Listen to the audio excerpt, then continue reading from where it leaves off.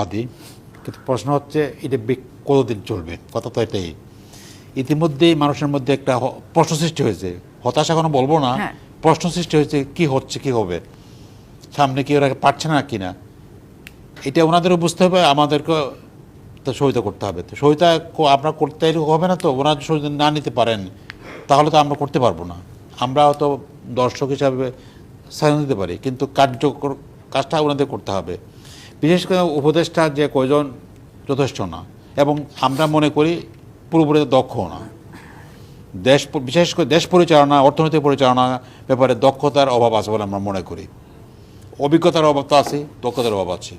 এই জন্যই, কারণ এনজিও পরিচালনা করে এক জিনিস আর দেশ পরিচালনা আরেক জিনিস। কিন্তু আনফর্চুনেটলি বলতে হচ্ছে যে এনজিও, সরকারটা এনজিওদের হয়ে গেছে, এটা হওয়া উচিত ছিল না। এবং এনজিওদের একটা নিজস্ব লক্ষ্য থাকে, লক্ষ্যটা ভালো হতে পারে, কিন্তু প্র্যাকটিক্যাল প্রবলেম সলভ করার জন্য এটা কাজ করবে না। উদাহরণস্বরূপ বলা যেতে পারে, আমাদের প্রবর্তনার যে একজন আছে, আমাদের উপদেষ্টা আছেন, প্রবর্তনের উদ্দেশ্য ভালো, কীটনাশক ছাড়া করতে হবে, কিন্তু এখন জাতির যে প্রয়োজন, যে অভাব তৈরি হয়েছে, কীটনাশক সার যদি ব্যবস্থা না করা হয় তাহলে কিন্তু ওইগুলো দিয়ে সমাধান হবে না। এই জন্য আমাদের বক্তব্য স্পষ্ট যে প্র্যাকটিক্যাল প্রবলেমকে সলভ করতে হবে, সলভ করা যা করা পড়ে তা করতে হবে। আমরা কালকে সেটি বলেছি আমরা যে মানে কাকে দোষ চাপানোর কোনো সুযোগ নাই।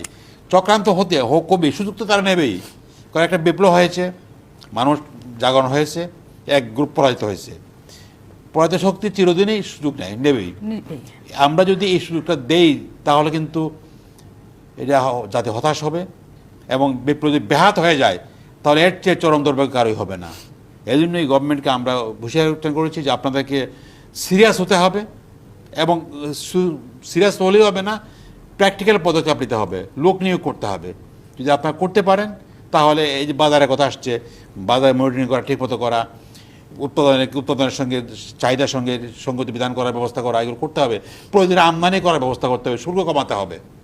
এগুলো যদি করতে পারে তাহলে হয়তো একটা তারা কি এই বিষয়ে আসলে সচেতন এবং এটি নিয়ে কাজ করছে? তারা তো বলছি যে এখন সচেতন মানুষের কয়েকজন, একজনের আন্ডারে আছে 10টা-12টা করে মন্ত্রণালয়, সাইন করতে তো সারাদিন চলে যাচ্ছে। এই তো রুটিন ওয়ার্ক না, তো প্রবলেম সলভ করতে হবে। কিন্তু এর আগে যতগুলো, এইটা তো অন্তর্বর্তীকালীন সরকার, এর আগে যত তত্ত্বাবধায়ক সরকার দায়িত্ব নিয়েছেন 3 মাস 6 মাস বা 2 বছরের মধ্যে তারা করেছেন, এই এতখানি মানে অগুছালো অবস্থা কি ছিল আসলে? তারা তো গুছিয়ে বোধহয় মানুষের জন্য অনেক কিছু করতে পারছে। এখন বুঝতে হবে আমাদেরকে, এই গভর্নমেন্টটা আসছে কখন, যেখানে পুলিশ কাজ যোগ দেয় নাই, ছাত্রদেরকে ট্রাফিকে দাঁড়াতে হয়েছে, অবস্থান তৈরি হয়েছিল, এখনো পুলিশ অনেক যোগ দেয় নাই, প্রশাসনে যোগ দেয় নাই, ডিসিবিলিটির আত্মগোপন করেছে, কেউ পালিয়ে গিয়েছে। এই অবস্থা তারা ক্ষমতায় বসেছে, এখনও কিন্তু এগুলো সলভ তারা করতে পারে, এখনও কিন্তু ডিসিদেরকে তারা নিয়োগ করে দিতে পারে নাই। একবার সিলেক্ট করে ফিট টেস্ট করে আবার চেঞ্জ করতে হচ্ছে, সব জায়গাতেই সমস্যাটা হচ্ছে। অনেকগুলো জায়গাতে কিন্তু অনেক লোক নিয়োগ করতে পারে নাই, এবং প্রবাল লোক অনেক সময় হয়েও নাই, আগের লোকদেরকে দেওয়া হচ্ছে, এটা তারা প্রবলেম তৈরি করছে। এই যে সমস্যাটা, আগের যে সরকারগুলো ছিল এরা কিন্তু এরকম পরিস্থিতির মোকাবেলা করে নাই। কারণ একটা হজবরল পরিস্থিতি, পুলিশের মধ্যে পুলিশ যদি দেশ ঠিকমতো কাজ না করে তাহলে তো আইন শৃঙ্খলা পরিস্থিতি নর্মাল হবেই না, আর্মি নামাতে হচ্ছে।